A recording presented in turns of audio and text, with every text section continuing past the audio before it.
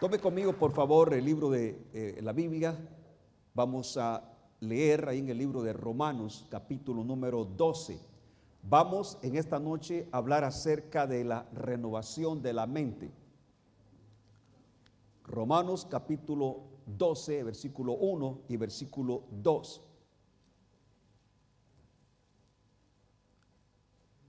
Y me dice amén cuando lo tenga, por favor.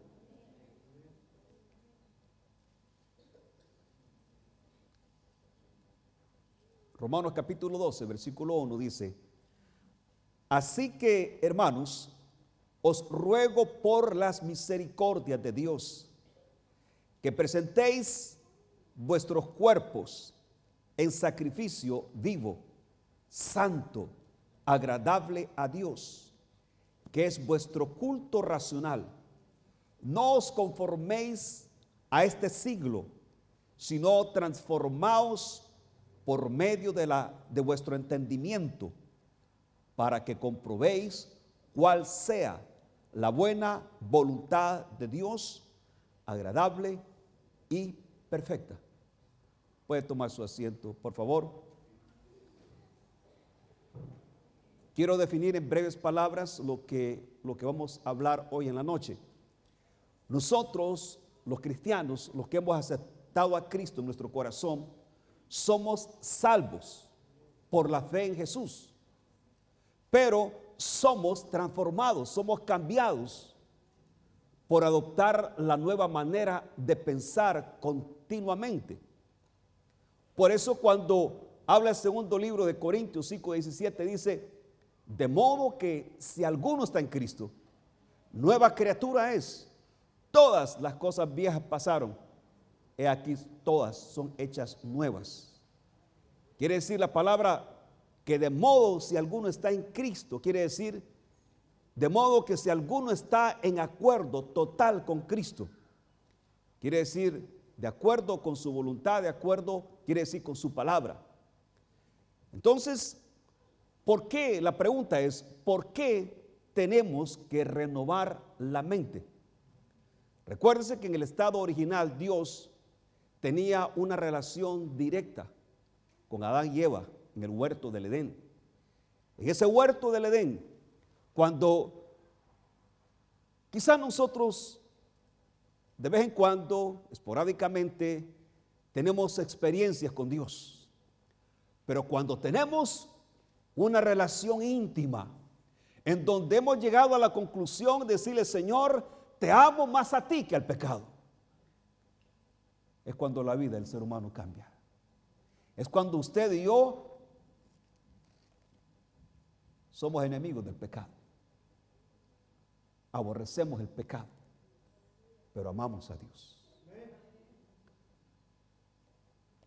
Cuando Dios tenía esa relación, Adán y Eva lo tenían todo, porque estaban en el perfecto plan y voluntad de Dios.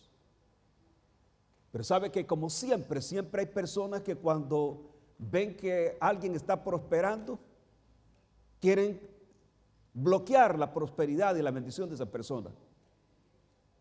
El enemigo, Satanás, había sido destronado de su posición original que tenía. Y Satanás sabía que de la manera que él podía hacer daño al reino de Dios era engañar a los que se les había dado el poder de gobernar sobre esta tierra.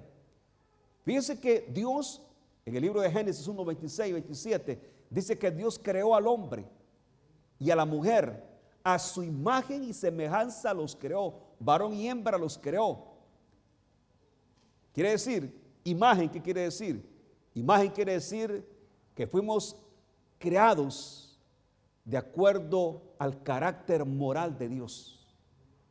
Es como nosotros fuimos creados originalmente. Semejanza, ¿qué quiere decir? Que Dios nos dio la capacidad de actuar y hacer las cosas como Él las hace. ¿Cómo? Usted lee el libro de Romanos 4:18, dice que Dios da vida a los muertos y llama las cosas que no son como si fuesen.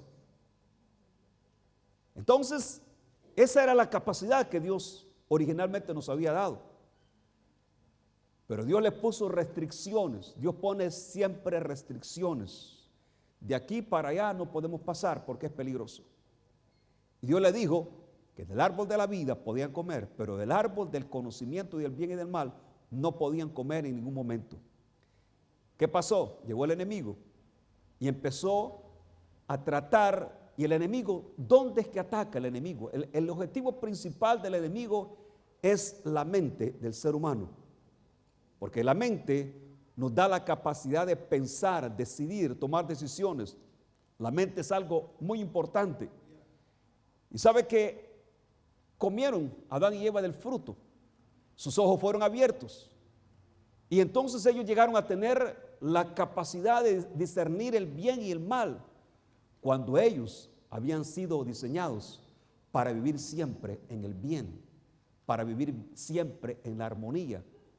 Y Dios, a raíz de esa desobediencia, a raíz de esa rebeldía, Dios los echó fuera del huerto del Edén, los dejó fuera de la bendición. Entonces el diablo tomó la autoridad y el poder que Adán y Eva tenían originalmente, y es como él empezó a formar su reino, empezó a tomar control de todo lo que se mueve en esta tierra fuera de la voluntad de Dios. ¿Cuáles fueron las consecuencias? Las consecuencias son una lista larga. Primero, perdieron la posición que Dios les había dado para estar delante de Él. Segundo, fueron desnudados de sus vestiduras de santidad. ¿Sabe? La palabra dice que sin santidad nadie verá al Señor. Tercero, dice, la mente quedó corrompida al aceptar la verdad, al aceptar la mentira en lugar de la verdad. Luego, cuarto, fueron separados de Dios. Y Romanos capítulo 1, en el versículo número 28, le voy a leer algo que dice con respecto y relacionado a esto. Romanos 1, 28 dice: y como ellos no aprobaron tener en cuenta a Dios, Dios los entregó a una mente reprobada para hacer cosas que no convienen. Cuando el ser humano no toma en cuenta a Dios, todas las cosas le salen mal. Aunque prospere en los negocios, aunque prospere con una familia grande, aunque prospere en todas las áreas de la vida. Pero Jesús dijo: ¿de qué le sirve al hombre ganar el mundo y perder su alma? Cuando uno sale de este mundo, el día que nos toque salir de este mundo, ese día va a ser un día crucial para cada uno de nosotros, porque tenemos que darle cuentas a Dios. Unos irán para la perdición eterna, otros para la vida eterna. Entonces, ¿qué pasó con el ser humano? Llegó a tener una mente destituida del juicio, incapaz de aprobar lo bueno y lo malo. ¿Por qué? Porque no aprobaron tener en cuenta a Dios. Esa era la posición que la humanidad quedó delante de Dios. Y así fueron moviendo los siglos y los siglos, y llegó el momento que el ser humano se acercaba a Dios a través de puros ritos, a través de sacrificios, a través de holocaustos, y eso no era suficiente hasta que apareció Jesucristo. Cristo vino ¿a qué? A restaurar esa relación con Dios. Cristo vino a reconciliarnos con Dios. Y Cristo lo que hace, como dije anteriormente, Cristo nos salva del pecado. Pero la vida es cambiada, porque yo puedo decir, hay personas que tienen 5, 10, 15, 20, 30, 40 años en el Evangelio y sus vidas no cambian. Son los mismos religiosos. No cambian, ni permiten que Dios los cambie. Porque ellos lo saben todo, ellos lo conocen todo. Entonces Dios no puede tratar con personas así. ¿Pero por qué? Porque usted y yo vivimos de acuerdo a dos patrones.